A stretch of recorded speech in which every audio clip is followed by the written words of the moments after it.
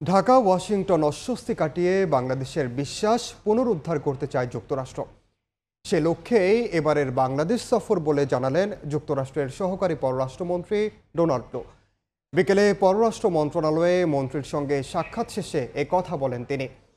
যুক্তরাষ্ট্র এখন সামনের দিকে তাকাতে চায়, পেছনের দিকে নয় জানিয়ে ডোনাল্ড ট্রাম্প বলেন, যুক্তরাষ্ট্র চেষ্টা করেছে বাংলাদেশে একটি অবাধ, সুষ্ঠু ও সহিংসতাবিহীন নির্বাচন হোক। এ ধরনের অস্বস্তি খুবই স্বাভাবিক। পরে গণমাধ্যমে কথা বলেন পররাষ্ট্রমন্ত্রী ডক্টর হাসান মাহমুদ। তিনি বলেন, বঙ্গবন্ধুর খুনি রাশেদ চৌধুরীকে দেশে ফেরত পাঠানোর বিষয়ে আলোচনা হয়েছে। বিষয়টি বিচার বিভাগে আছে। রায় যেন বাংলাদেশের পক্ষে আসে সে বিষয়ে সহযোগিতা করবে মার্কিন সরকার।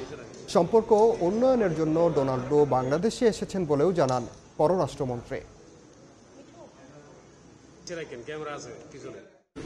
I visited Bangladesh these last 2 days in order to try to rebuild the trust between our peoples. Last year, we know there were a lot of tensions between the United States and Bangladesh. The United States worked very hard to promote free, fair, and nonviolent elections here. And it caused some tensions. This is common in our relationship. We want to look forward and not look back.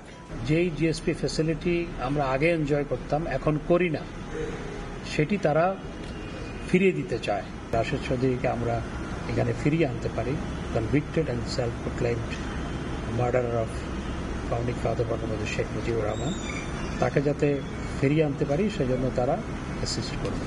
এবং একই সাথে গাজায় শান্তি স্থাপন করার বিষয়টি আমরা আলোচনা করেছি। বৈঠকের বিষয়ে বিস্তারিত জানাতে এই মুহূর্তে পররাষ্ট্র মন্ত্রণালয়ে আছেন সহকর্মী তাজওয়ার মাহমুদ। সরাসরি যাচ্ছি তার কাছে।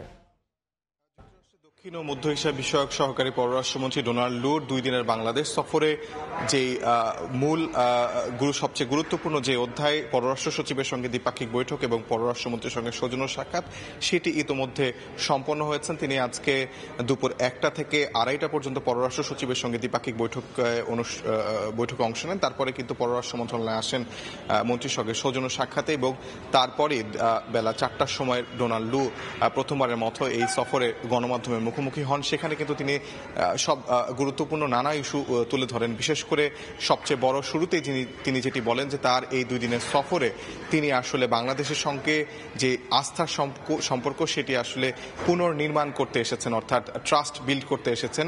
তিনি শুরুতে এটি বলেন এবং বলেন যে গত নির্বাচনের আগে পরে বাংলাদেশের সঙ্গে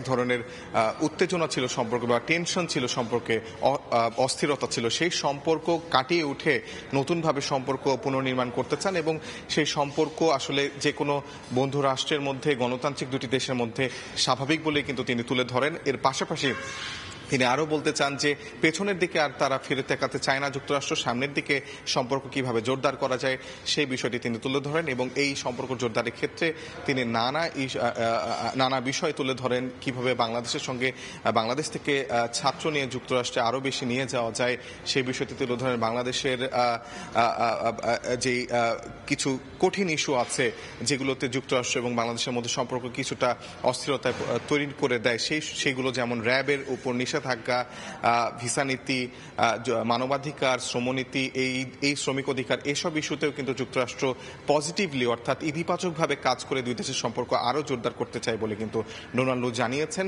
এছাড়াও বাংলাদেশের কর পরিশোধের যে ব্যবস্থা, সেই ব্যবস্থা উন্নয়নের ক্ষেত্রেও যুক্তরাষ্ট্র সহযোগিতা করবে, রোহিঙ্গা ইস্যুতে সহযোগিতা করবে, এই ধরনের কিন্তু তিনি প্রতিশ্রুতি দিয়েছেন ডোনাল্ড লু পররাষ্ট্রমন্ত্রীর সঙ্গে সৌজন্য সাক্ষাতে। অপরদিকে পররাষ্ট্রমন্ত্রীও ব্রিফ করে আমাদেরকে জানিয়েছেন যে সম্পর্ক উন্নয়নের ক্ষেত্রেই এই ডোনাল্ড লুর সফরটি অত্যন্ত ইতিবাচক একটি সফর বলে কিন্তু বাংলাদেশও দেখছে। তো পররাষ্ট্র মন্ত্রণালয় থেকে ডোনাল্ড লুর সফরের এই ছিল আমার কাছে সর্বশেষ খবরাখবর। সরাসরি যুক্ত ছিলাম পররাষ্ট্র মন্ত্রণালয়ে।